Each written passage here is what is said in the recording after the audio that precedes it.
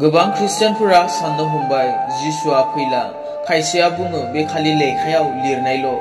बे बिफा इसोरा आंखौ नोंखौ जों बयखौबो आद्रि जानायखौ लुबैयाखै। सासेखौबो लुबैया संहार जानायखौ।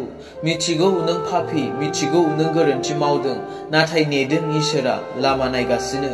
बोसोनाव बुंदों बियो नोंसोरखौ सैसोनानै थादों। मानि थाखाय सैसोनानै थाखो? मालाबा साननानै नायदों ने? आरो सानफेराखैबा दिनै गोसोआव ला। नोंखौ बे नोरोगनि अराव सैनांनायनिफ्राय रैखाथि होनो थाखाय सैसोनानै थादों। नोंनि जिउखौ आद्रि जागोननिफ्राय बासायनो थाखाय सैसोनानै थादों। बेनिखायनो बोसोना बुङो गोथार जा होननानै। नाथाय दिनै बेखौ बुङोबोला मानसिफोरा ठाट्टासो होयो। दिनै खृष्टियान सेंग्रा सिख्लाफोरा बे बाथ्राखौ बुङोबोला गावजों गाव ठाट्टासो होलायो। गावजों गाव लाजि फोनांलायो। मानो? मा बे ठाट्टा होनाय लाजि फोनांनाय बाथ्रा नामा?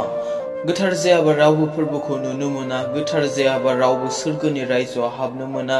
बे बाथ्राया रावबो मानसि बुंनाय बाथ्रा नङा। बे बाथ्राया इसोरनि बुंनायसो। बे बाथ्राया इसोरनि बोसोना बुंनायसो। दे मिनिबाय था, हागजिदावबाय था, लोंबाय था, सोबबाय था, गाज्रिखौ मावग्राया मावबाय था, थगायग्राया थगायबाय था, नंखायखौ बुंग्राया बुंबाय था, रायखोमालायबाय था। नाथाय गोसोआव ला, सानसे नों होखारजागोन। बे बिफा इसोरजों बुंजागोन नोंबो सानसे आं बेखौ सिनाया, बे आंनि फिसा नङा। लोंग्लुं फेग्लुंजों दा नों मिनि गाग्लाबनो हागौ। सोरखौबा नों दुखु होनानै रंजानो हागौ। सोरखौबा थगायनानै नों मिनिनो हागौ। बे मिनि गाग्लाबनाया सानसे नों गाबख्रावनांगोन। बे थगायनाया सानसे नों जिउआव थैनांगोन। शास्त्रआ होनो आं गोथारखाय नोंसोरबो गोथार जाथारनांगोन। बेयाव खुनु अपसन गैबावलिया।